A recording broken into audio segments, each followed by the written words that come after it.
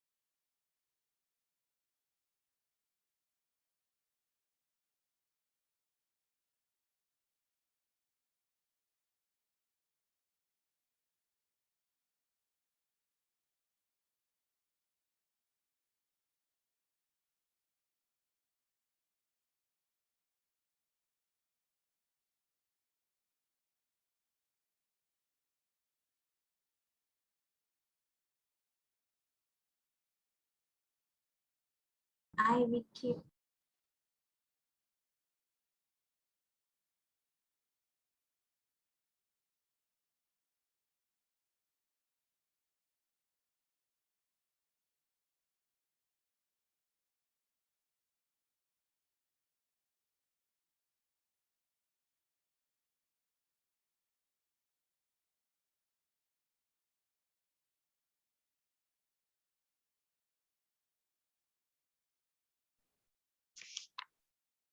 Okay, so kita masuk dalam. Very beautiful, right? Tulsi Marani, actually, like previous batches all, I bring Tulsi Marani inside the house, but because she's becoming more bigger and bigger, so difficult for me to carry her inside. This is actually Ugra Nashinga. Can you see Ugra Nashinga? If you come from the front of the door, first thing you can see is Nashinga De's photo.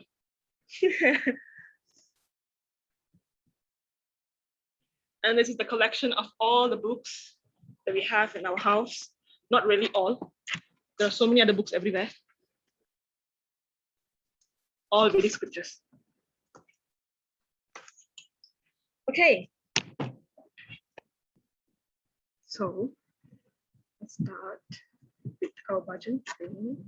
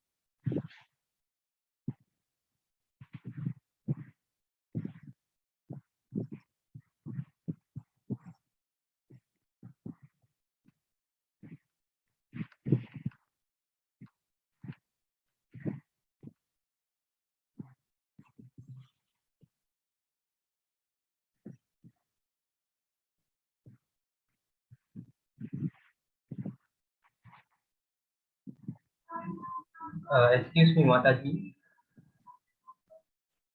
Yes, Amarnath? We can't hear the bhajan. You can't hear? Yeah, we can't hear the bhajan. So long I'm playing, now you are telling me. We just noticed. Sorry, Mataji. It's okay. Wait.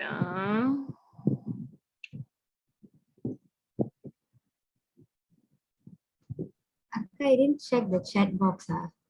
Yeah, because if I chat box, you cannot see the lyrics, so I didn't check the chat box yet. Hai, tidak mengapa kita dengar sekali lagi.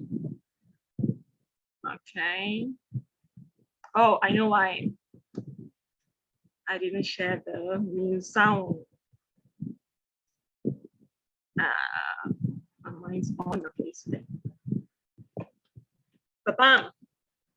Start.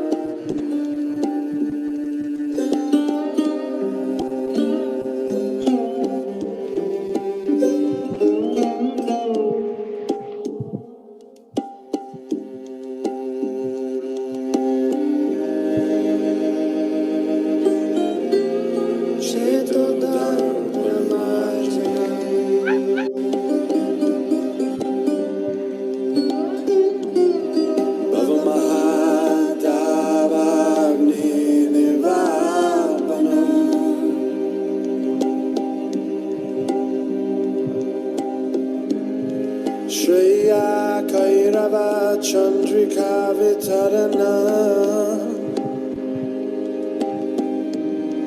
Vidyavadu Jeevana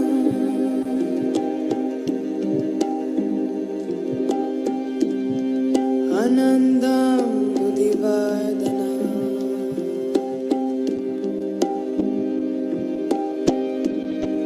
Bhaktipadam Punamrita Swadana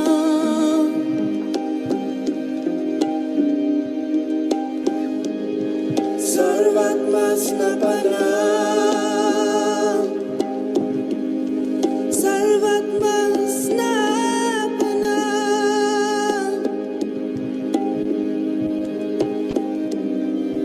Param Vijayate Shri Krishna Sankirtana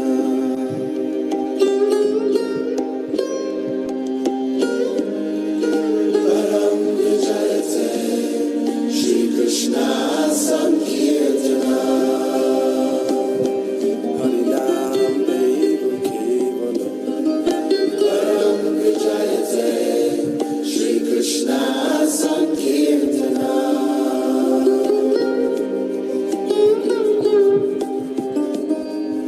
Param Vijayate Shri Krishna Sankirtana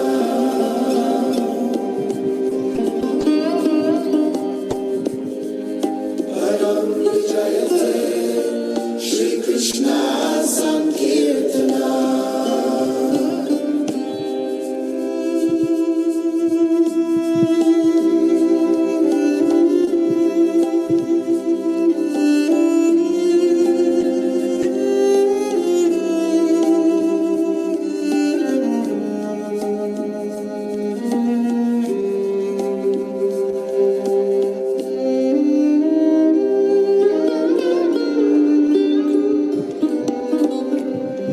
Namnamakari Bahuda Nija Sarva Shaktis Tatra Pita Niyamita Smaranena Kala Etadrishi Tava Kripa Bhagavan Mamapi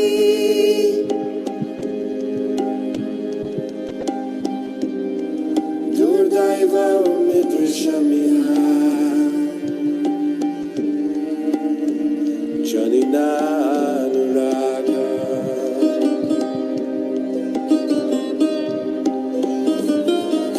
Param Vijayate Shri Krishna Sankirtana.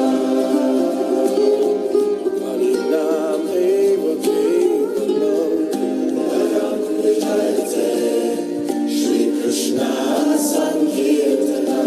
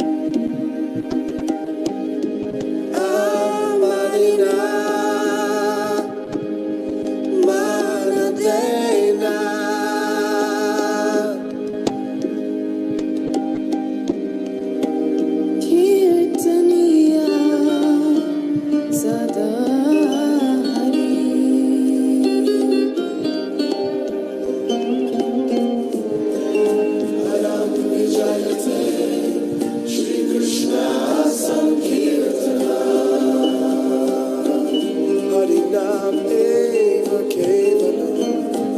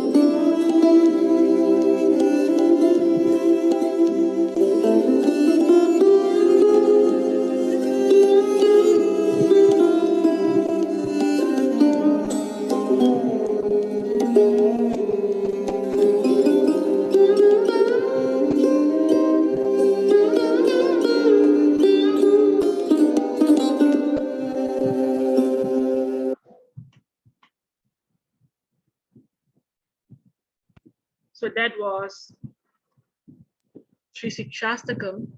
Sri Sikshastakam was it's actually the prayer, the only instruction that was left by Sri Krishna Chaitanya Mahaprabhu for all the Kali Yuga people, Basically, it's actually glorifying the holy name at the same time, telling us that the holy name is the only means of us to get out of this cycle of birth and death and get out of this Kali Yuga.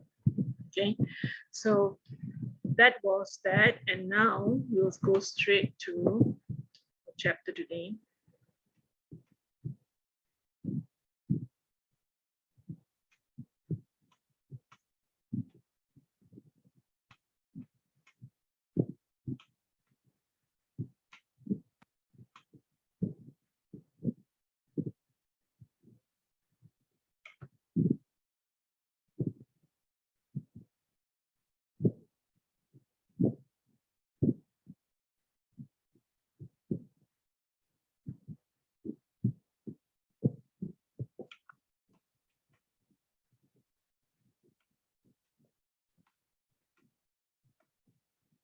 So Hare Krishna, Jai Shri Shri Radha Gokulananda.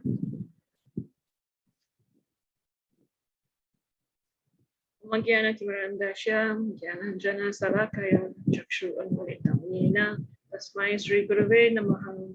Namo Vishnu Padaya, Krishna Prastaya Bhutale, Srimati Bhakti Vedanta, Swamin Iti Namine. Namaste Saraswati Deve, Gauravani Pracharini, Nirvisesha Srivari, Paschatya Disatarini.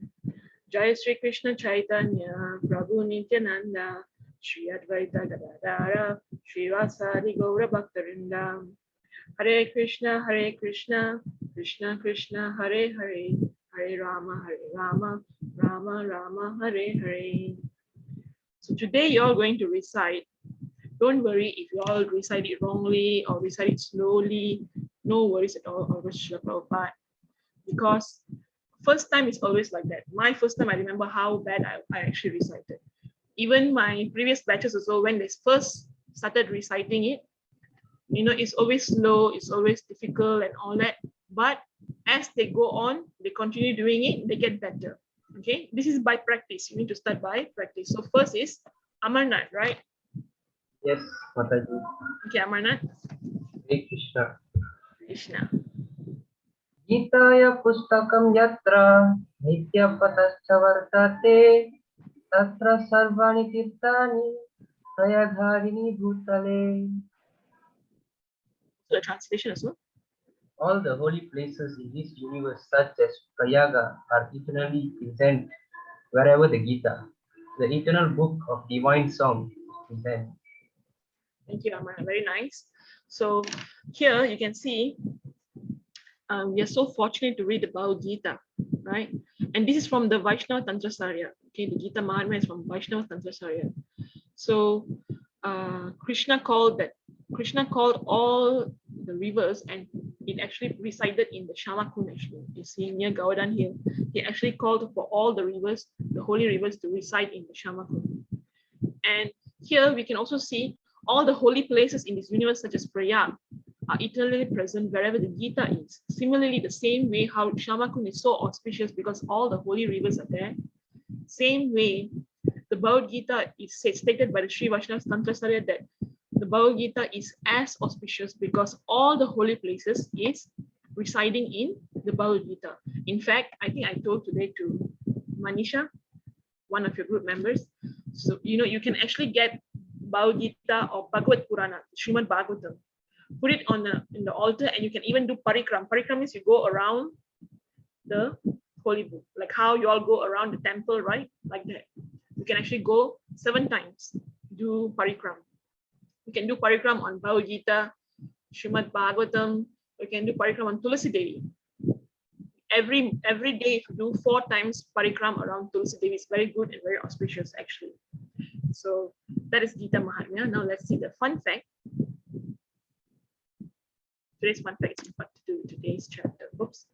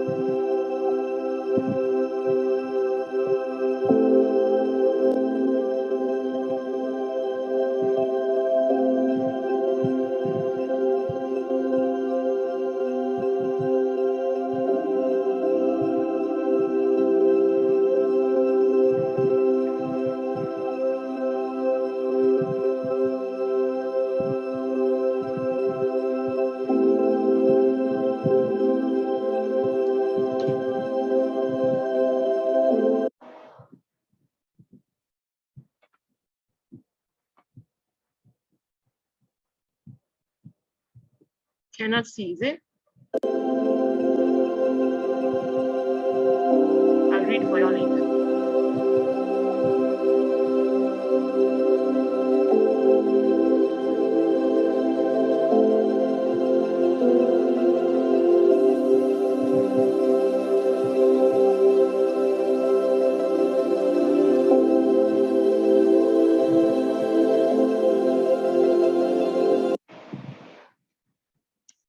Basically, wait, let me see if I can show you in the other form. Okay, it's clear now. Maybe because that one specific slide, it was not clear. Never mind. It's not that important, that slide also. We'll continue.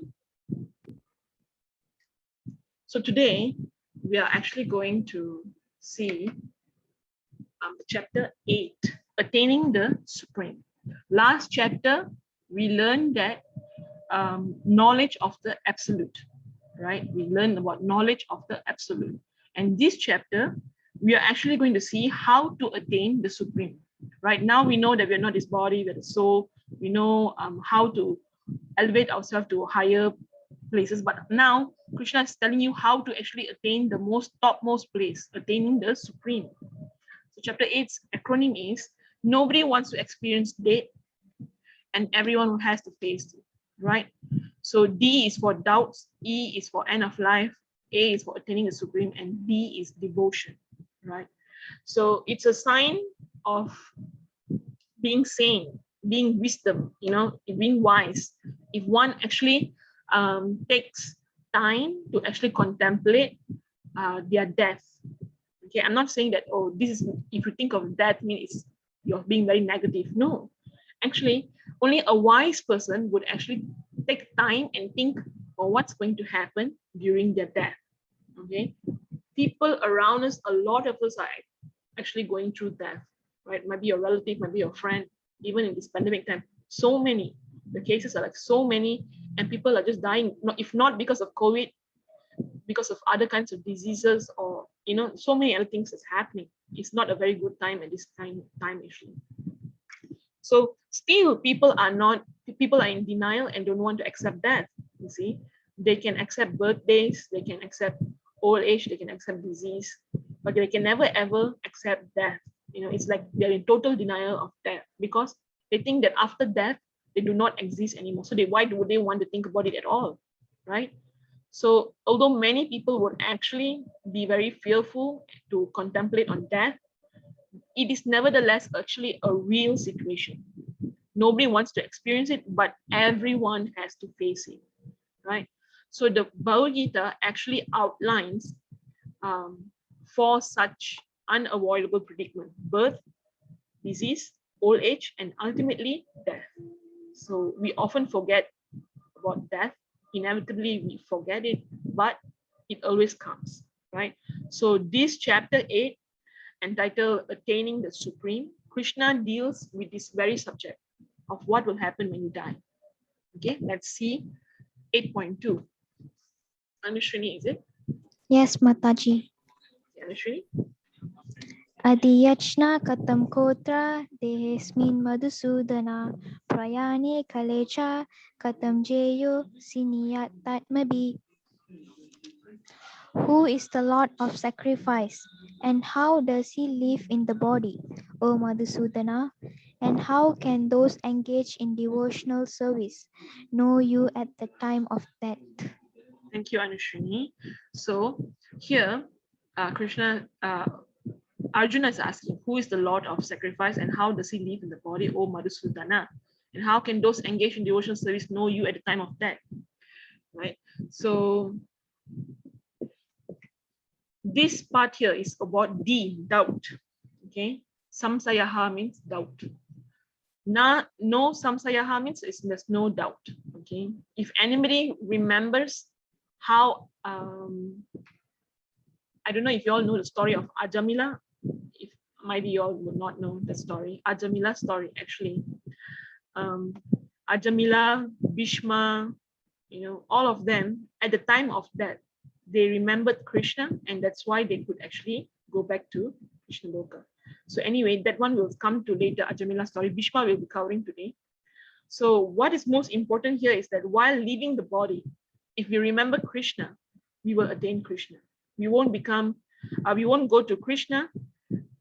We won't become a god. We won't become God, but we attain Krishna Loka, his planet. You know, the highest planet, the spiritual planet, will go there, Vaikuntha Loka, or even above Vaikuntha Loka, which is Goloka. Right. So, what can we learn from here is that doubting, you know, is actually, whenever you have a doubt, it's actually a function of intelligence. And that means actually that you are actually thinking. You know, if you actually have a doubt, that means you are actually thinking. You know, you're using your intelligence. So it's a function of intelligence, and at no point in the Bhagavad Gita does Krishna ever reprimands Arjuna for asking so many questions. Okay, never at a point in the Bhagavad Gita at all Krishna say, Arjuna, you're asking too many questions, please stop asking questions. No. Why? Because doubt is always very good. Okay, it's a function of you using your intelligence, right? Trying to be wise. On the contrary, Krishna actually encourages Arjuna to intelligently contemplate on all his answers, and after that make his own decision. Okay, Krishna is still giving Arjuna the free will.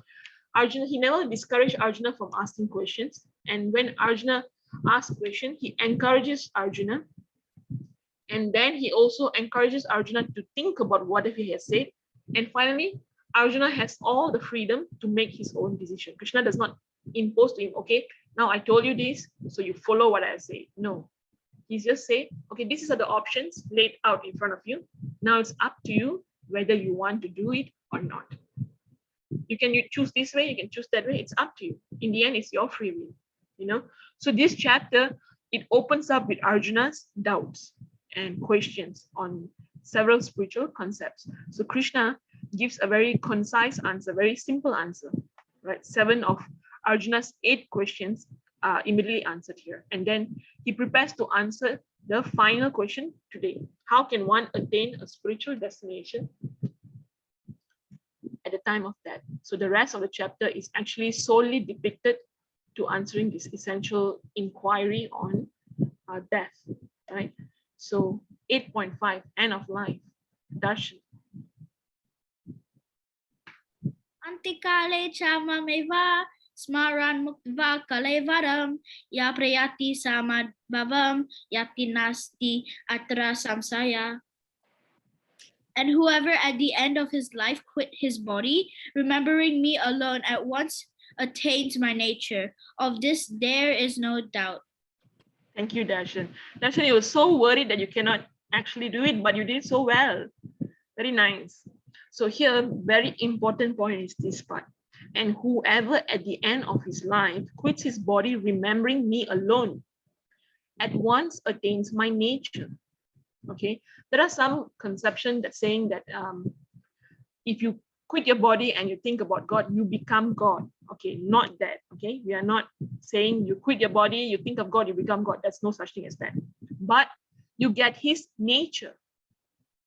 Nature means you get the qualities that Krishna has. You actually, even if you go to Vaikuntha Loka, you actually get the body of Vishnu's body there. Everyone has Lord Vishnu's body there.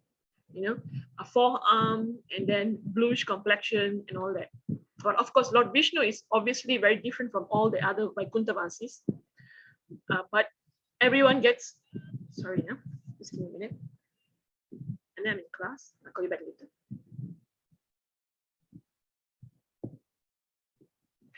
So my nature means attain. Once attains my nature means, you know, you get the very, very spiritual awakening. You know, you get spiritual awakening. You don't have any distress. That in spiritual world you have only happiness there. There's no even a single distress there. In this universal, in this universe, you might get actually some distress together with happiness. But if you go to the spiritual world, it's only happiness there. There's no anxiety. Vaikuntha means no anxiety. And above Vaikuntha is Goloka. That's even much more happiness there. So Krishna says, whoever at the end of his life quit his body, remembering me alone at once attains my nature. Of this, there is no doubt. You see, Bhishma is an example of someone who quit his body while thinking of Krishna. And Bhishma is a great Mahajan. He's a great personality. Look at him, all pierced up with so many arrows. And everyone is sitting around him. He waited until Krishna comes and waited when the time was right. Because Bhishma, he actually has a boon, which is called Icha Mrityu. Icha Mrityu means he can determine when he's going to die. See, that's why even with so many arrows, he can actually not die yet. He can wait for it until he dies. But what he does, when he actually has the boon to actually see when he can die, you see, he waited for the time of the timing to be auspicious, and he waited for Krishna to come and see him. And when Krishna came in front of him, that's the time he left the body. He first glorified Krishna. He first glorified Krishna as the inevitable time, and he glorified him to all the Pandavas and Kauravas. You can see all the Pandavas and Kauravas are seated around Bhishma.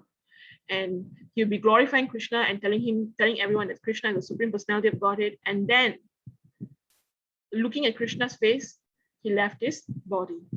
So that is a perfect way of leaving your body, thinking of Krishna, right? So that is a very, very perfect way of leaving the body. He remembers Krishna, Bhishma remembers Krishna, and then he leaves his body. This is a glorious death, right? If suppose you can't remember Krishna, if suppose you cannot remember at Krishna at the time of death, what happens then? 8.6. 8.6 is Iha.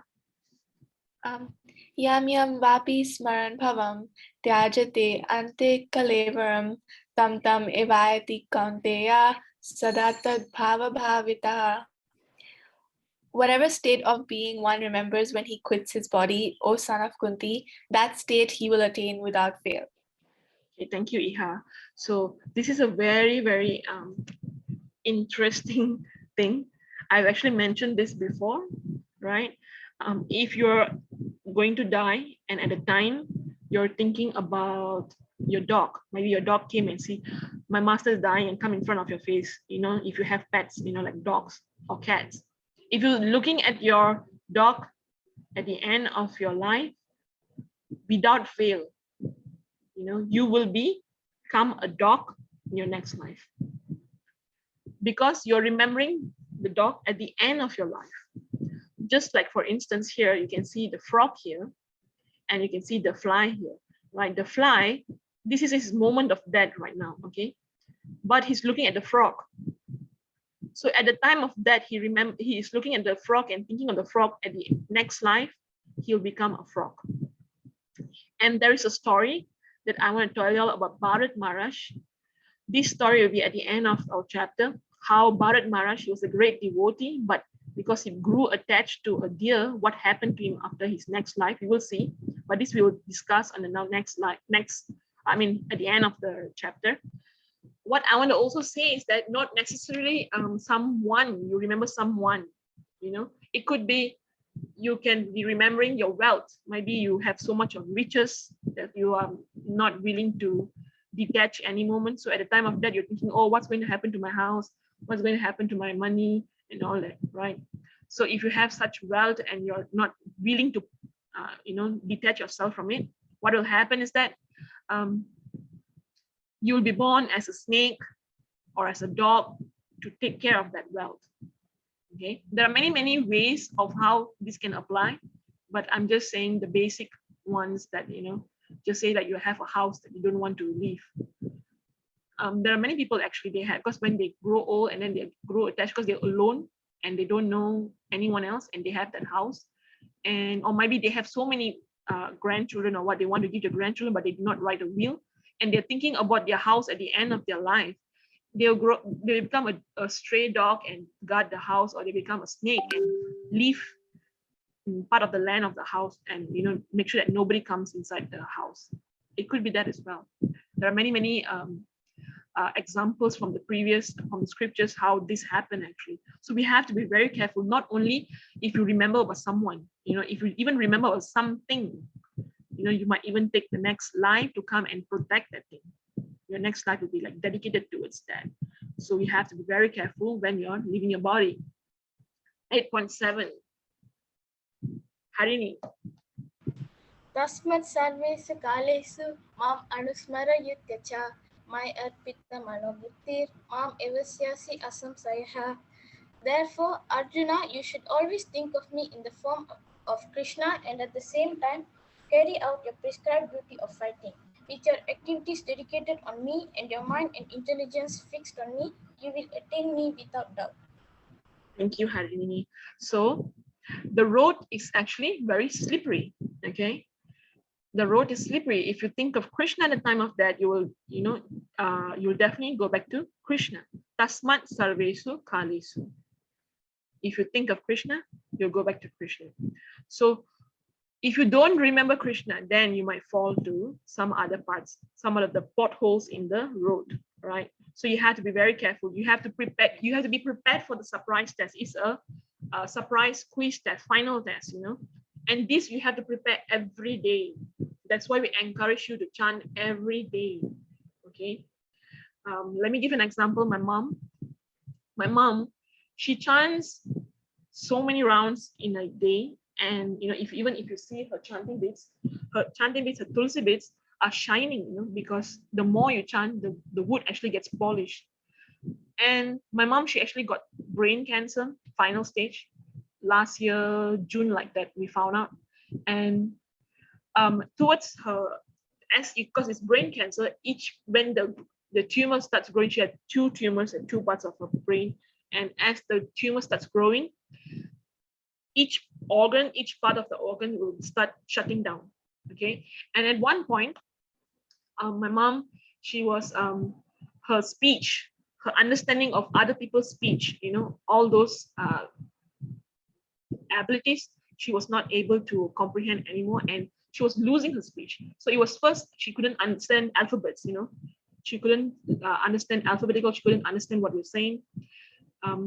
She was like, then after her speech started getting minimized, then finally, before she went to total, not speaking at all, was before she went that, she was only chanting the Hare Krishna Maha Mantra. Like when I say, Amma, do you want water? She said, Hare Krishna.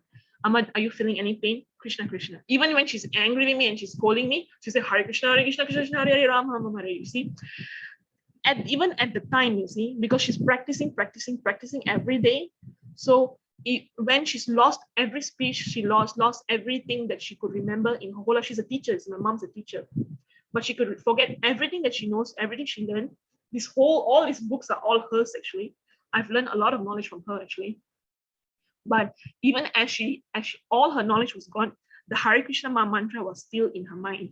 So that is because of practice, you see. And because of that, she was successful. At the end of her life, she was successful, you see. So that is what we should do. We should try to practice. We don't know. You see, my mom, she's lucky. She got brain cancer, and she knows that it's not enough time. So she had enough time to prepare herself. Although she has been preparing herself throughout her life.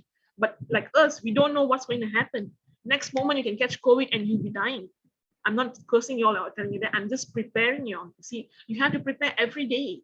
You see, this practice should be done continuously. So Krishna is saying that if you remember me at the time of death, you'll definitely come to me. You'll definitely attain my nature, and you'll definitely come to me. Krishna says that. See, what can we learn? For one who is born, death is certain. And for one who dies, birth is around the corner. This is the cycle of birth and death. It goes round and round and round, right? So consciousness plus desires equals to our thoughts at the time of death. And that will determine our next life. You see, one state of mind at the time of death is extremely important. If your consciousness is always on your video games, and your desires, this consciousness and your desire, it's very, very important. Okay, if you are you have so much of desires, and your desire is not focused on Krishna, then at the time of that desire will definitely fructify. Okay, and that at the time of that is considered to be like so many thousands of scorpions biting you. That's how painful it be.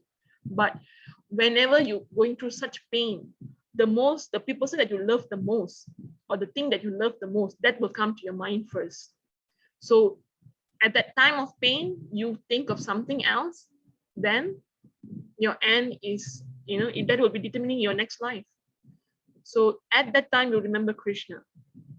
Then there won't be a problem at all. You'll be going back to Krishna. You'll be going back to Godhead, attaining the supreme, right? So that's how we should try to. Our end of our life is very, very important. It should not be depressing. It should not be depressing. My mom, when she left her body, because she went into coma 2 times, and first time she went to coma, all her siblings and all that came and then tried to wake her up and all that. She did not wake up. But then when the devotees, they came, they started reading the Bhagavad Gita, reading the Bhagavatam, they were doing kirtan, chanting and all that. And she started getting conscious back again. First time when all the attachment came, my mom is, I think, a really great devotee.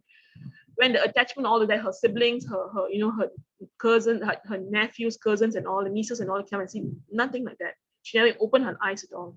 But just right after they left, and the devotees come, and then they were chanting the holy name. They were reading the Bhagavad Gita. Listening to all this, she opened her eyes. That was the first time she went to coma. Second time in the coma, we knew that there's going to be the time that she's going to leave the body.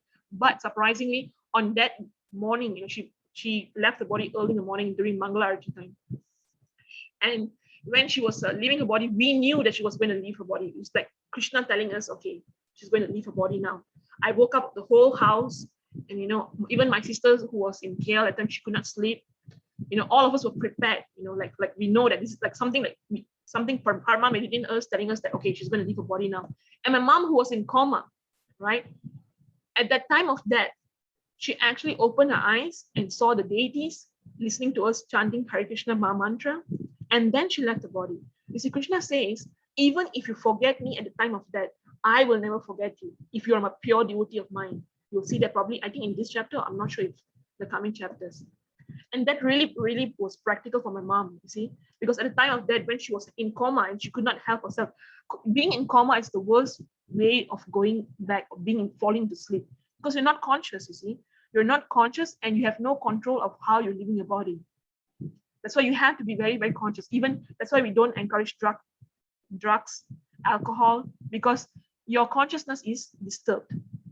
Just imagine if you are dying. Many people are dying because of too much of drugs, too much of alcohol. Just imagine being at that state where you can't control your consciousness and you're dying. Not only your consciousness and desires are already colluded, already polluted, spoiled, but at the same time, you don't have the control over your body, over your mind, of what to think. Your next life is going to be disastrous. Okay, so you have to be. But you see, my mom as an example, even at the time when she could not control her consciousness, Krishna gave her the remembrance and make her able to open her eyes, see the deities, all features of deities and Krishna, Radha Krishna and all that, listen to the holy name, and left the body. And her funeral was really, really like a festival. She had a smiling face. These are the signs when people die. You can actually see these are the signs that you can see whether the person has gone back to Godhead or whether they have actually got a very bad ending. You see, having a nice fragrant smell, having a smiling face, the mood of if a dead body actually pass motion or pass urine, then that's not a very good sign, because they must have seen Yamaduta. The Yamadutas are very scary, you see. So the moment you see that the body of the person who's dying is getting very scared, tearing up, and then you can smell, urine was passed or past motion, that means that person is getting a very bad end. Even dying at the wrong timing also is also not good. My mom, she died in a very good timing, very auspicious timing. At Uttaranayan, when I told her Bhishma, he chose his time to die, my mom also died during the timing as well. Uttaranayan is a very good auspicious time to die, when the sun is at the North Pole, something like that. So these are signs that you have a very perfect ending. Even during her funeral time, Garuda was flying over our house, and the kirtan was so heavy. Everyone felt like this was a festival, this is not even a funeral. See, these are different things that you can see if one actually has had a perfect ending. And we want that, all of us want that, you see. We want to have a perfect ending. We do not want to have a negative ending. We don't know what's going to happen next night, you see. So we have to be very careful. Let's see in 8:50. Okay, Jiva Nisha, her grandma was not feeling well, so I'll read for her. Mam upetya punarjanmam dukhalayam asasvatam napnuwanti mahatmanaha samsidim paramam gataha. After attaining me, the great souls who are yogis in devotion never return to this temporary world, which is full of miseries because they have attained the highest perfection. Right? We will never come back to this material world after attaining the spiritual world. You can see here, I've told you that the material creation is only quarter, right? This is what it is. You can see Mahavishnu laying here. This Mahavishnu, from his pores of his body, comes out all the small bubbles of universe. This is one of the example of the bubbles of universe. And here we have Garbhadasai Vishnu laying here as well. And from this Garbhadasai Vishnu comes Brahma, which is, you can see here. And that's how the whole universe is created and Brahma becomes, And this is only quarter, okay? We are going to go to the spiritual world. You can see all this is the Vaikuntha Loka. There's so many Vaikuntha Lokas, and at the topmost is Goloka. And Krishna says that you will never come back to the material world after attaining the spiritual world, because this place is Dukhalayam Ashashvata, right? It's filled with miseries, right? It's filled with miseries, and we do not want to come back here. Once we attain the spiritual world, what happens in the spiritual world? There's no miseries, right? Vaikuntha itself says there's no anxiety there. So there won't be any miseries in the spiritual world. There are a lot of problems in this material world. Anyone in any country, even being an ant or even Brahma, they have problems. All over this material universe, we have problems. If you're an ant or even in Brahma's position itself, you will have problems because you're in this material universe, right? So you don't want to have dukkha. You don't want to have misery. You don't want dukhalaya. You want Vaikuntha. Vaikuntha, kunta means anxiety. Vaikuntha means no anxiety, right? So we want that. We want to go above the spiritual, right? As much as we can go up some more. 8:16. Kirtiga. Brahma Bhuvana Lokaha Punar Avartino Arjuna Mamupritya tu Kaunteya Punar Janmana Vidyate. From the highest planet in the material world down to the lowest, all are places of misery wherein repeated birth and death take place. But one who attains to my abode, O son of Kunti, never takes birth again. Thank you, Kirtida. So, material world, anywhere you go, we have this problem: birth, old age, disease, and death. You can't stop it. Even Brahma has to die one day. Although Brahma's time and our time is vastly different, right?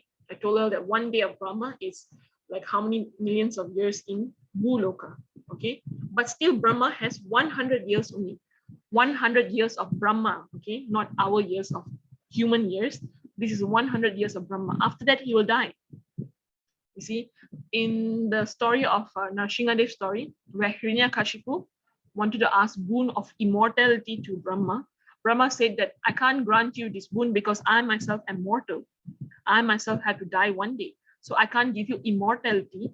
I can't give you the promise that you will live forever because I myself, I'm going to die one day. So that's one of the reasons, you see. Even Brahma has to go through death, okay? So that is the problem, you see. Imagine a place where all these don't happen, right? You know the problems of old age, back pain, knee pain, teeth all coming out. You can't eat properly, you can't sleep properly. So many difficult things, it's a difficult time, old age. Disease, similar, you don't have any appetite, you're vomiting, or you're having so many kinds of problems for disease, right? And I told you about birth also. You have no control of your body. People are just twisting you around, pinching your hand. Even in the mom's womb, you're having problem, the gastric and all that. And then death, okay, that is just terrible, okay? Actually, scripture says that it's equivalent to 40,000 scorpions biting together. That's how painful death is. 40,000 scorpions biting together. So all this, it's very, very terrible, very, very problematic. So that shows how much misery is filled, in this material world, and we want to get out of it. This whole entire material world is a temporary university, and it's specifically created to dispense life lessons. While we are here, we're actually learning life lessons. When we are born time, we might be ignorant, but as we grow older, we can see, okay, this is not good, that's not good. We are actually getting wiser. We are actually getting a lot of life lessons, right? When one becomes frustrated by the pursuits of this world, they realize that happiness does not lie in this world, but actually lies in another realm, a realm where there's no temporary happiness, temporary distress, but only filled with happiness. That's why they say, Prabhupada say that this material universe is like a prison house. It's a prison house, and Maya Devi, she's the warden.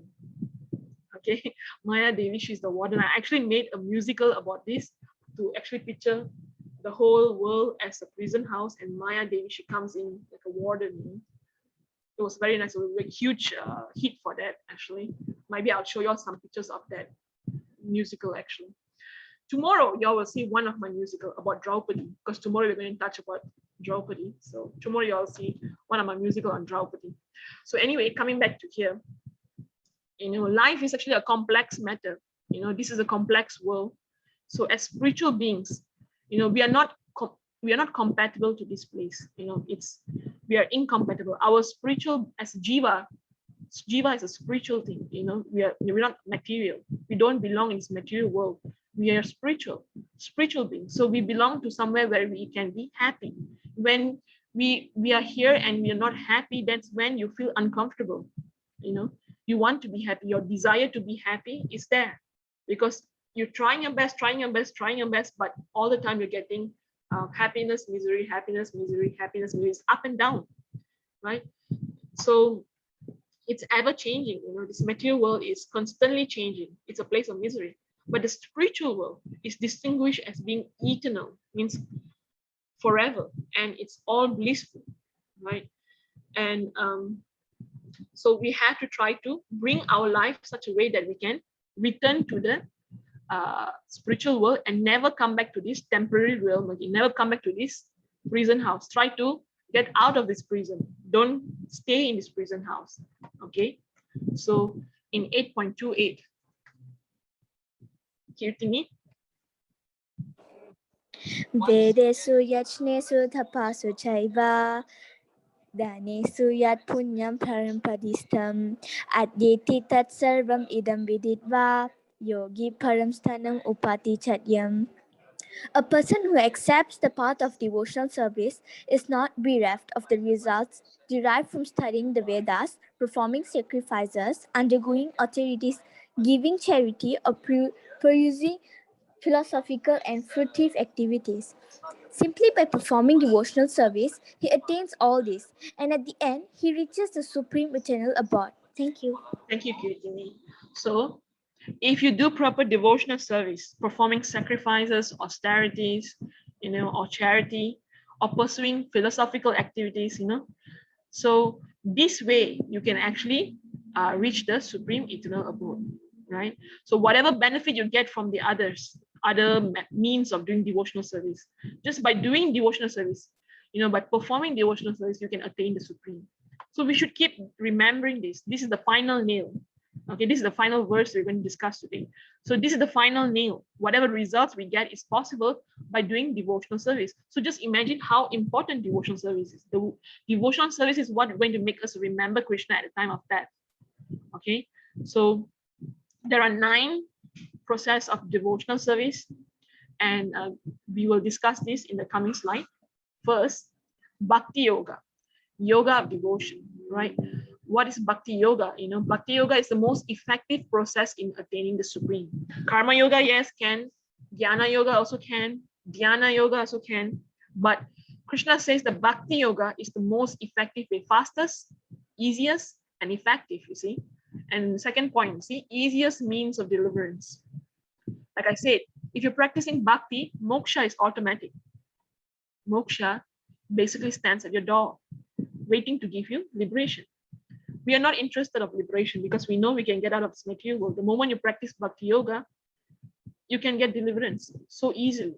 You know, bhakti yoga is the easiest means of deliverance. And then bhakti yoga is also the topmost spiritual part. Like I told y'all, the ladder, karma yoga, jnana yoga, dhyana yoga, and then bhakti yoga. It's at the top, the topmost spiritual part. Either you want to take the ladder or you want to take the elevator, right? And anyone can experience an incredibly fulfilling spiritual connection in a very short time. You see, dhyana yoga will take a really, really long time. Karma yoga, many lifetimes. Okay. But bhakti yoga, just like that, just by offering ghee lamb to the Lord every day, you can start, you know, practicing this, or even chanting, or even singing bhajan, or even painting about Krishna, even talking about stories of Krishna. So many ways you can actually, I'll show you all now, actually, so many ways of how to do your devotional service. This is an age of materialism. You know, we are more interested in moving fast. We want to do things. We are actually covered with a lot of temptations. You know, I want to get a much more better handphone or an iPhone. You know, so these are all going to make us more weaker in this material world. Okay, lack of spiritual aspirations, right? So these are all going to make us weaker in this material world. What you need to do is you need to practice to get a more powerful spiritual process, so that it can make you more powerful, make you be able to withstand your weakness. Okay, and through bhakti yoga, anyone can actually experience this. So if one is actually able to saturate their consciousness in God, they will definitely attain the supreme, regardless of any technical problems, any intricacy problem. Like my mom, you see, she went to coma, but in the end, she was able to remember God. So you don't have to worry. Never worry, because Krishna says that I will remember you, although you never remember me, I will remember you. Okay. So what is actually devotional service? Prahlad Maharaj, I told you all this now story of Prahlad Maharaj, Nrsimhadev and Prahlad Maharaj, right? Hiranyakashipu is his father. Hiranyakashipu is actually a demon, but his son is actually a great devotee. And Prahlad Maharaj is the reason how Nrsimhadev, I told you all Nrsimhadev, this is the picture I showed you all, Nrsimhadev, right? Nrsimhadev was actually came to actually deliver Prahlad Maharaj, came to help him. His great devotee. And Prahlad Maharaj mentioned what are the 9 forms of devotional service. There are 9 forms of devotional service, and Prahlad Maharaj is going to mention it. So before I go and show you all what are the 9 types of devotional service, anyone has an idea what are the 9 types of devotional service are? Anyone want to volunteer and tell me? I've actually mentioned one of it, previous chapter actually. You all remember Shravanam? Shravanam is hearing, right? I told you all hearing is one way of devotional service. Okay, let's see the sloka itself. Sri Pralada Uvacha, Shravanam Kirtanam Vishnu Smaranam, Parasevanam Archanam, Vandanam Dashyam Sakyam, Atma Nivedanam, Iti Pumsarpita Vishnu, Bhaktis Chenava Lakshana, Kriyata Bhagavati Atta, Tanmanye Ditam Uttamam. Prahlad Maharaj said hearing, which is Sravanam, and chanting, which is Kirtanam, hearing and chanting about the transcendental holy name, form, qualities, paraphernalia, and pastimes of Lord Vishnu, remembering them, Vishnu Smaranam, that's remembering Lord Vishnu and his pastimes, his paraphernalia, his qualities, and his form and all that. That is Vishnu Smaranam. Serving the lotus feet of the Lord, which is Pada Sevanam. Pada means lotus feet. Sevanam means doing service. Okay, serving the lotus feet of the Lord. And then you have offering the Lord respectful worship, which is Archana. Doing like Archana. You remember Archana? So Archana is offering worship to the Lord. You can offer with 16 types of paraphernalia. And then offering prayers to the Lord. That is Vandanam. Offering prayers to the Lord is Vandanam. And then you have becoming his servant. Becoming his servant is Dasham. Dasa means servant. So Dasham means becoming his servant. who is a great devotee of being a servant of the Lord? Hanuman, right? Hanuman is a very, very great devotee of showing an example of being a servant. Becoming his servant is another process of devotional service. Considering the Lord one's best friend, which is Sakyam. Sakya means friend. Sakyam means you consider the Lord to be your best friend. And surrendering everything unto him. Atma Nivedanam, basically surrendering your whole self. Atma means yourself. Nivedana means surrendering, So you're basically surrendering your whole self to him. These are the 9 processes of bhakti. Shravanam, Kirtanam, Vishnu Smaranam, Pada Sevanam, Archanam, Vandanam, Dasham, Sakyam, Atma Nivedanam. So we'll see the examples of each of that. Who is the one who's perfected all of this? So Shravanam. Shravanam, we see, is Parikshit Maharaj. The whole Bhagavad Purana, the whole Bhagavatam was recited because of Parikshit Maharaj. Parikshit Maharaj is the grandson of Arjuna, you see. And he found out that in 7 days he was going to die. So he gave up everything and went to the forest, and there he met Sukadev Goswami, who actually perfected the Kirtanam. But we also cover Kirtanam here. So Shravanam is Parikshit Maharaj. He perfected the process of hearing. He heard the whole Bhagavatam just by hearing. And just by hearing, he left his body and attained Krishna Loka, the highest planet itself. And Kirtanam, Sukadev Goswami, just by reciting the whole Bhagavatam, he perfected it. Kirtanam is also said here, Nama Sankirtanam. Okay, Kirtanam is also known as Nam Sankirtanam. Nam means the holy name. Sankirtanam means chanting, congregational chanting. So Chaitanya Mahaprabhu, who is the Yuga avatar of Krishna's Yuga avatar in Kali Yuga, he came down and told us to chant the holy name. So Nama Sankirtanam. Nam Sankirtanam is one of the process of bhakti. Okay, and then we have Smaranam, right? After Kirtanam is Smaranam. Smaranam is, we can see Prahlad Maharaj remembering the Lord.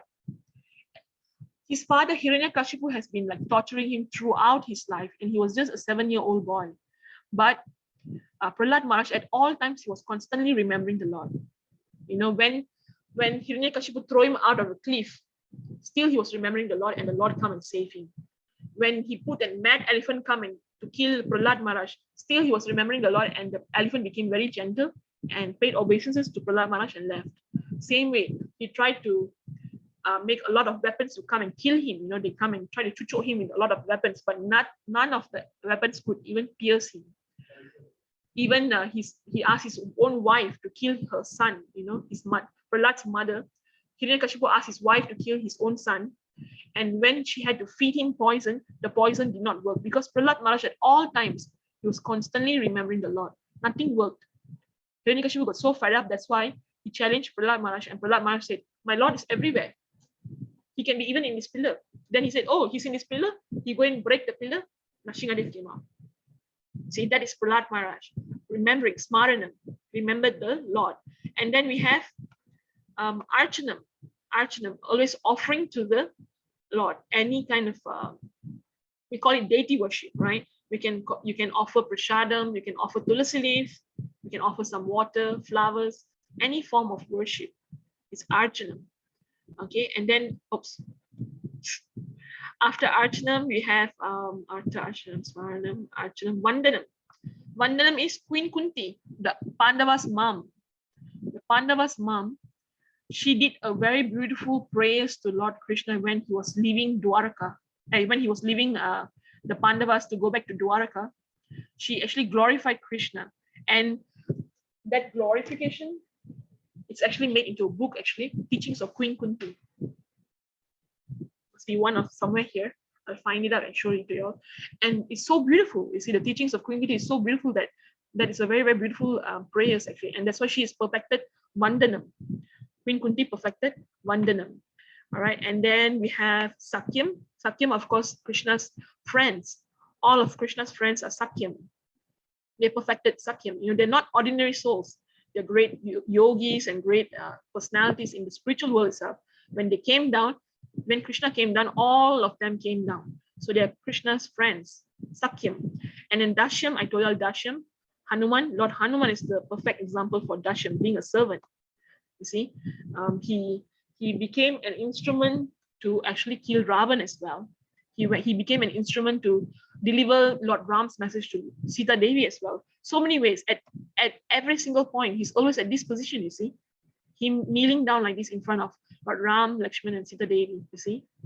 Dashyam, he perfected the Dashyam process of bhakti. And then Pada Sevanam. Pada Sevanam is worshipping the lotus feet. Who is that?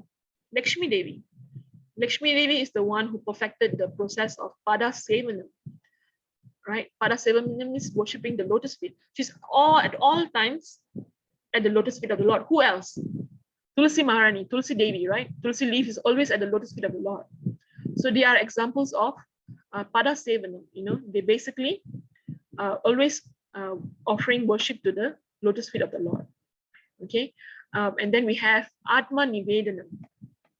Atma Nivedanam, if you all know the Vamana pastime, the Vamana avatar story, Bali Maharaj, here Bali Maharaj, he actually surrendered his whole self to Vamana Dev. It's actually a very interesting story. Let me see what time we have. Do we have time? Oh my God, we don't have time. I'll minimize the story as much as possible. So what happened is that Bali Maharaj is a great demon. You see, Bali Maharaj is also the grandson of Prahlad Maharaj, but he's a great demon. But he likes to give charity a lot, you know. And when he wanted to give charity, because he conquered the whole heaven, and all the devatas, they came to Lord Vishnu to actually try to get the heavenly planets back again from Bali Maharaj. And what happened is that, so Vishnu said, okay, I will come as a Vamana, and he came as a small Brahmana boy, you know, like 4 years old Brahmana boy. And he appeared in front of Bali Maharaj, and Bali Maharaj said, I'm giving charity. You're a Brahmana. Please tell me, what do you want? And Bali Maharaj said, I only want 3 steps. He said that, you know. And Bali Maharaj said, I can give you a lot of things. I can give you so many cows, so many land. Why do you only want 3 pieces of land? He said, no, I only want 3 steps of land. Then Bali Maharaj said, okay, take your 3 steps of land, that will be yours. And then Vamana Dev started growing and took his first step and conquered the whole world. His first step, the whole world is covered. Then he took the second step. His second step, he took so huge step, the whole material universe was covered. Then he asked, Bali, now I've conquered the whole universe. Where should I put my 3rd step? You promised me to give me my 3rd step. Where should I put my 3rd step? What Bali did, he realized that this is the Supreme Lord himself. Please, my Lord, put your last step on my feet. On my feet, but on my head. You know, he said, please put it on my head. And yes, Papa, you want to add something? What do you want to add?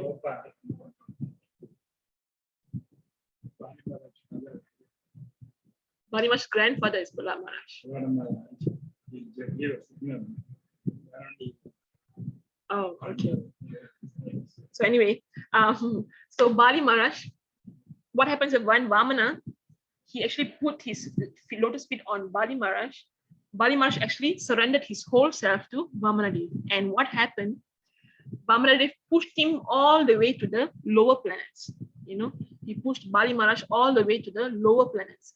And because Vamana Dev was so pleased, Lord Vamana was so pleased with Bali Maharaj because he surrendered his whole self. You know, he's a great demon, but because he surrendered his whole self to the Lord, what Lord Vamana did was, you know, he said, okay, Bali, I'll give you your own planet. And I myself, as Vamana, I'll be your gatekeeper. Just imagine you have a huge house and the Supreme Lord is like your doorkeeper, you know.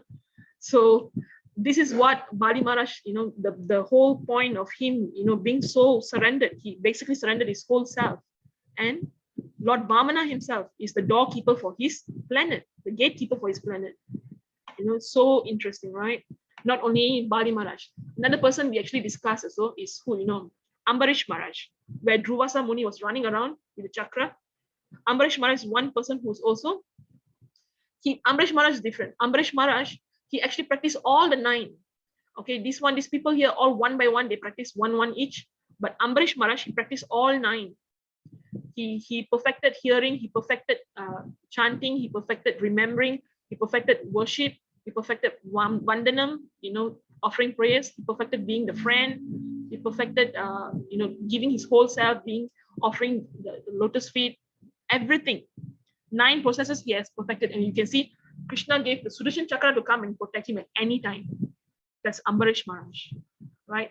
So these are the 9 processes of bhakti that one can do. So if you ask, Akka, what am I supposed to do? I want to practice bhakti yoga. How am I supposed to do?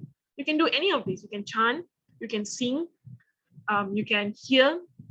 Like all of you right now are doing bhakti yoga, you see, because you're hearing. And then you can remember, you can be servant, offer worship, offer prayers. You can be a friend. You can offer tulasi to the lotus feet of the Lord. You can offer prasadam. You can offer your whole self. You see, there are 9 processes of bhakti. You can choose anything at all. Okay, let's go to story time. I don't know whether we have time for story. Oh my God. Wait, I see you got some messages in the chat box. Let me check. All right, Chaitini. All right, no problem. Okay, so let's go. I have to read this one anyways. I'll try to shorten the story. Wait, okay. So we have, the story is about Bharat Maharaj. Okay, Bharat Maharaj, he ruled the earth for so many years, and he's a great devotee. And he strictly practiced the religious principle during his rule, and during his life, he has strictly practiced all the religious principle, and he's a very great devotee. And so when he was nearly very old already, and he left his whole kingdom to his sons, and he went to the forest to actually meditate on the Lord, right? So one day, while practicing these austerities in the forest, this is the tradition of those days, when they are already mature, they are already old already, they will do, they will leave their family, give their wealth all to their sons to take care. Their wife also, if the wife don't follow them to forest, they give their son to take care of their wife as well, and they go to the forest and they will start meditating and practicing spiritual parts very, very strictly, even more strictly. So then here Bharat Maharaj, while he was actually practicing the spirituality in the forest, one day he saw a baby deer nearly drowning. The mother deer, she passed away. Okay, I'm just going to cut short the story. So she passed away, and this baby deer was drowning. So he went and saved the baby deer. And he took this baby deer is actually a fawn. Okay, its name is FAWN. Little baby deers, we call it as fawn, like how cows are calf, right?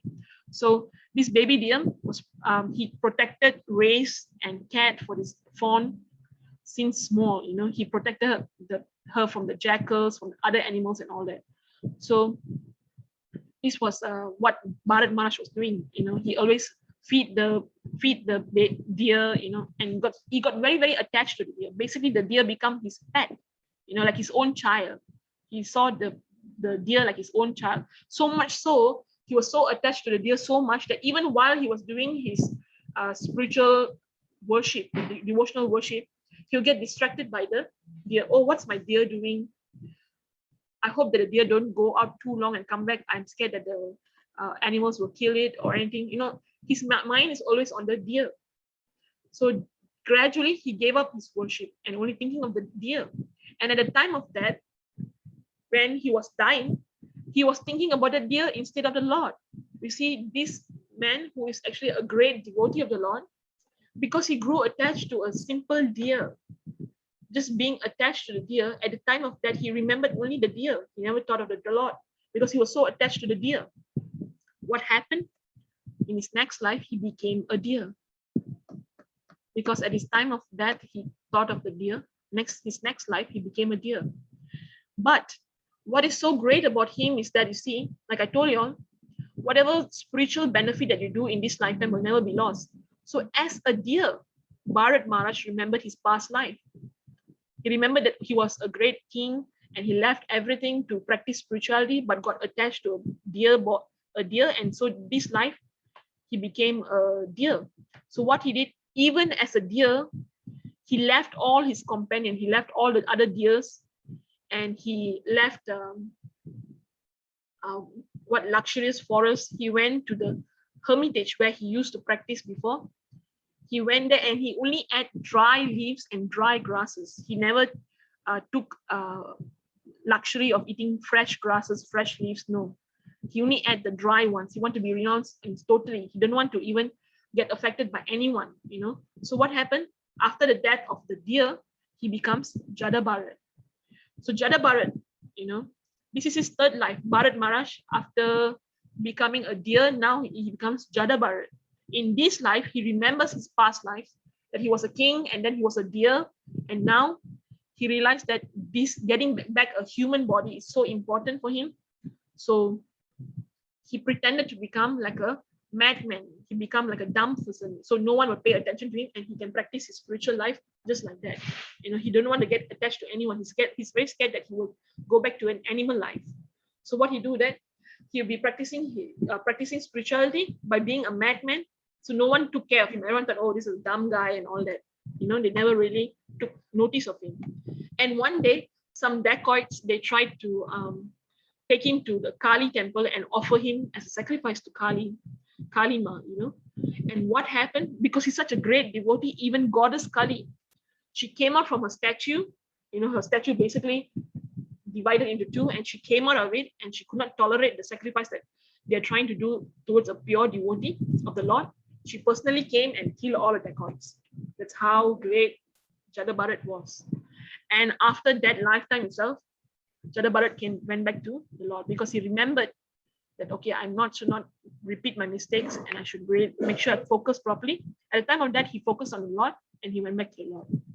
So that's the story of Bharat Maharaj. So it's very, very dangerous. Very be careful. And let's see the video before we go to the quiz. Yeah.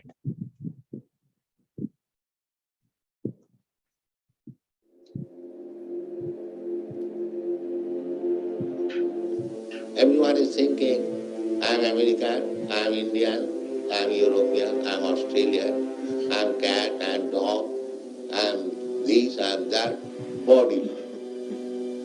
We have to cleanse this bodily conception of God, that I am not this body. Aham Brahmasmi, I am spirit soul. This you have to realize.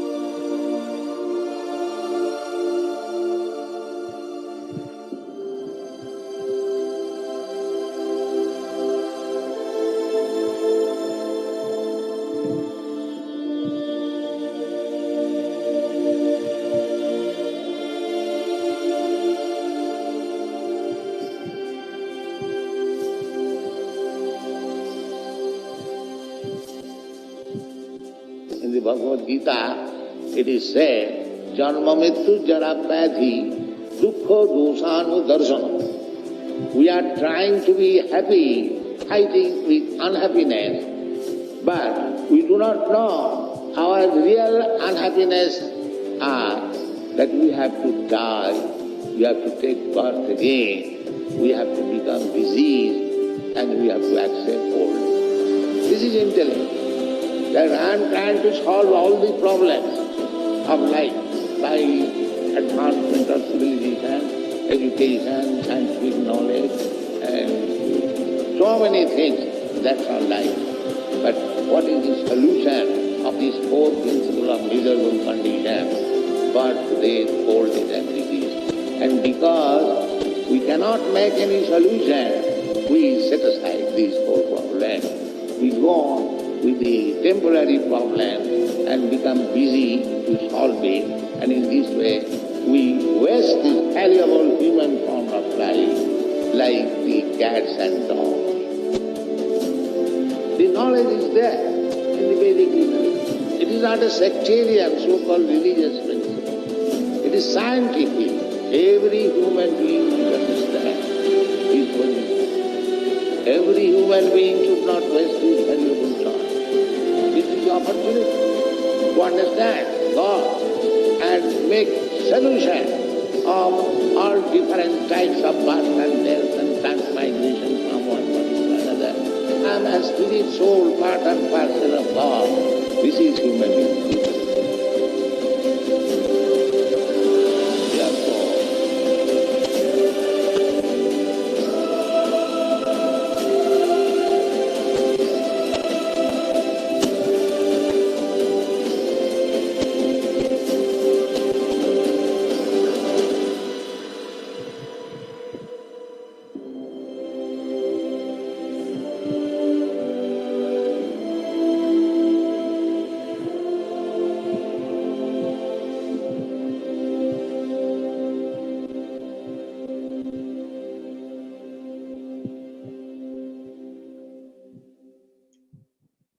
Goosebumps lah. This video is always very, very goosebump. So let's recap Gita Mahatmya prayer. And then we have the 8 remembering Krishna at the time of death, attaining his nature. Right? If you remember Krishna at the time of death, you attain his nature. And then remembering at any state, what will happen? You'll get that body, right? And then you have to act and think of him attaining his abode. If you act and think of Krishna, you attain his abode. Temporary manifestation, which is the 4 miseries, right? Old age, disease, death, and birth. Performing devotional service to attain supreme abode. How do you attain the supreme abode? By performing the devotional services. We have seen all the 9 processes of devotional service as well, right? And finally, Chaitanya Mahaprabhu says that the Nama Sankirtan Yajna, the sacrifice of chanting of the holy name, Nama Sankirtan, that is the best way to actually deliver ourselves in this material world, especially in this Kali Yuga. Meditation and all that's not going to be functional. Nama Sankirtan, the chanting of the holy name, that's the most important. So of all the different spiritual practices, the 9 forms of bhakti, Shravanam, Kirtanam, and all that, are the best because they have great potency to deliver Krishna and ecstatic love for him. Of these 9 practices, Nama Sankirtan is the best. By chanting the holy name without offense, one very easily obtains the priceless treasure of Krishna prema. This is in Chaitanya Charitamrita. So the most easy is Shravanam, Kirtanam, Smaranam, right? Chanting, hearing, chanting, and remembering. It's very difficult. It's not very difficult. It's very, very easy actually, right? And out of these 9 devotional process, Mahaprabhu is saying that Nama Sankirtan is the most easiest and most priceless. Very easy to get love of Godhead, right? So let's go to our quiz today. Any question?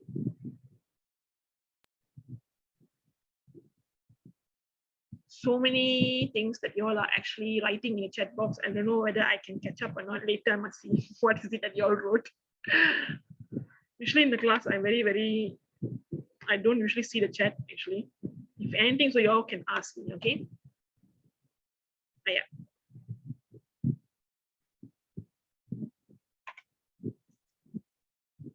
Any question? Can you repeat the 9 devotional services? I think I'm hearing someone saying something. Wait, who is it? Kitiga Akka. Kitiga, yes, Kitiga. Can you repeat the 9 devotional services? You want me to repeat it? So, yeah, just the 9 ones. Okay, wait. Hearing, chanting, Shravanam, Kirtan, Smaranam, Vishnu Smaranam is remembering. Parasevanam is offering the lotus feet, praying, worshipping the lotus feet. And then we have Parasevanam, Smaranam, Parasevanam. We have Archanam, offering worship to the Lord. And then we have Vandanam, offering praise to the Lord. Dashyam, being a servant to the Lord. Sakyam, being a friend to the Lord. Am I going too fast? Being a servant to the Lord, being a friend to the Lord. One last one is Atmanivedana, surrendering your whole self to the Lord. Okay, so that is the 9 processes of bhakti. Right. Sure. Got it, Kritika? Yes, Ka. Thank you. So hearing is Shravanam. Listening, chanting is Kirtanam. Remembering the Lord is Smaranam, or we can say as Vishnu Smaranam. If you're quoting from the sloka that Prahlad Maharaj said, so it's Smaranam. Smaranam is remembering. And then Parasevanam means worshipping the lotus feet. Archanam is offering worship. Vandanam is offering prayers. Which one I miss? Dashyam is being a servant. Sakyam is being a friend. And then Atmanivedanam, that's offering your whole self to the Lord. Anyone else have any questions? No, Mataji. Okay, the link is there. Let's join.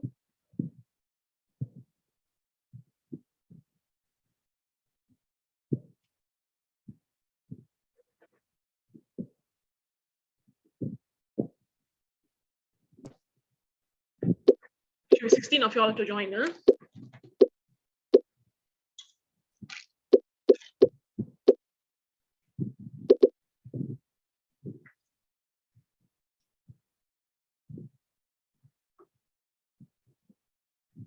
So, 2 more. Siapa lagi?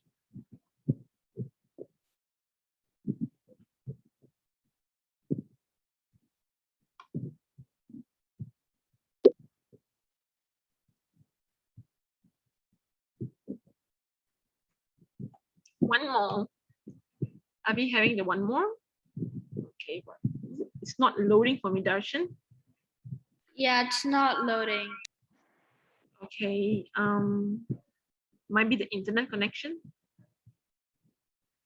Is it okay if we proceed and then you can do it as a homework later? Oh, you entered. Okay, we start. I just have to click the link. All right, you start now.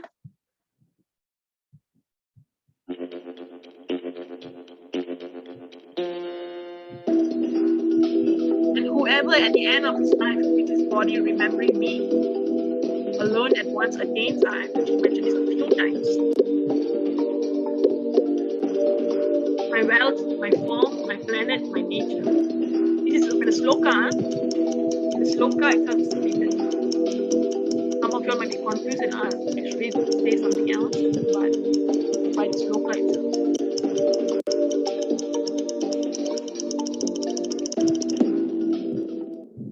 The answer is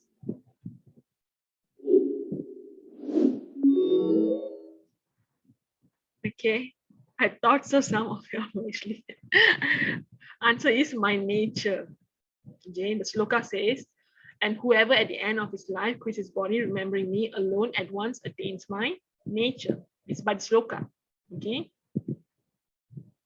Next question.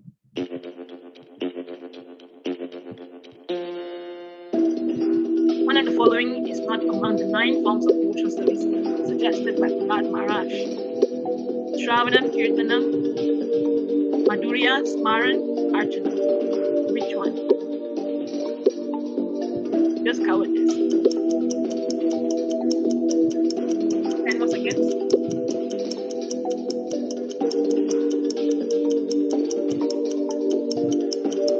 Kirtana and Vanessa. Okay. So the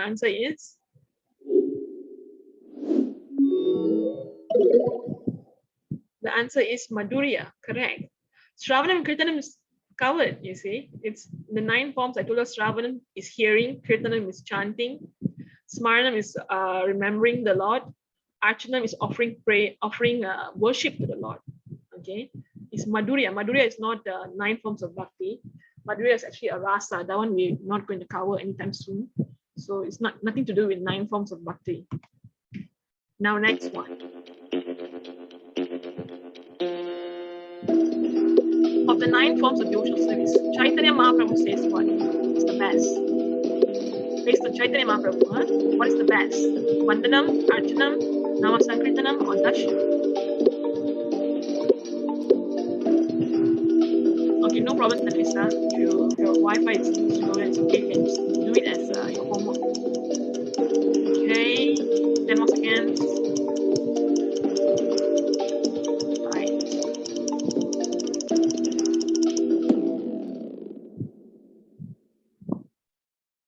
Let's see.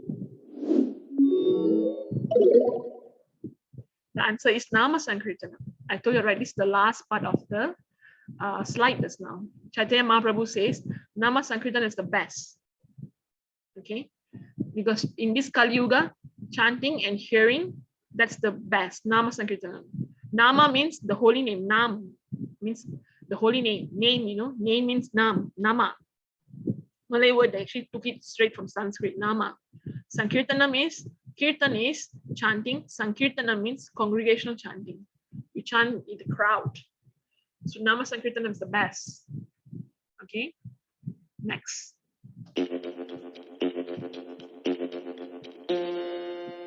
Let's do the story. What was the animal involved in the story? So fast, you're answering. Deer, cow, sheep, rabbit. If anyone got wrong in this part, I'm going to definitely. Okay, let's see. Tanisha's line memang very bad lah. Okay, Tanisha, later you do it now.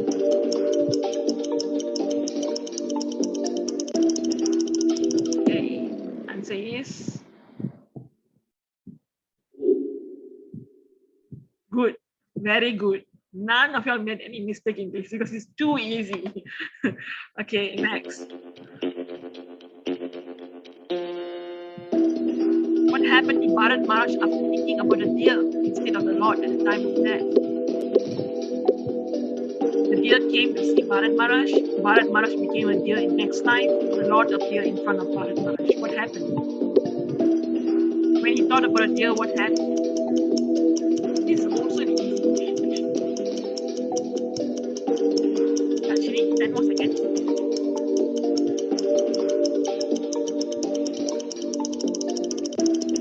Okay, let's see.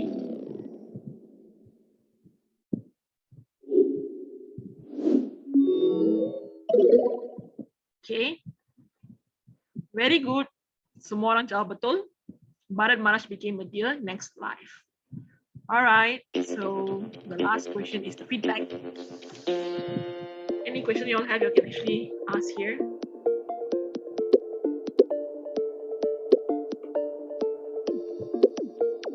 No problem. I wish I had more time to tell you the story properly, but we have so much to cover every time, so it's like always lacking. But I hope that at least after this 18 days, I will have proper time to tell your stories, each one properly and nicely.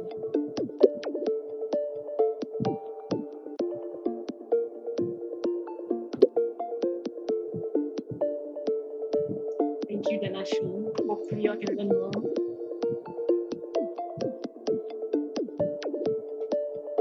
Okay, so if everyone's done, I'll end the quiz here. Let's see.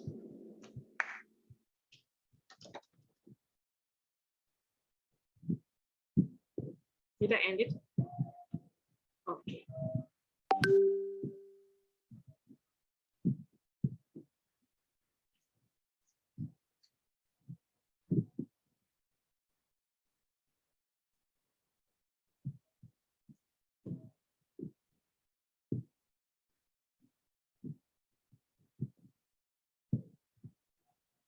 Okay.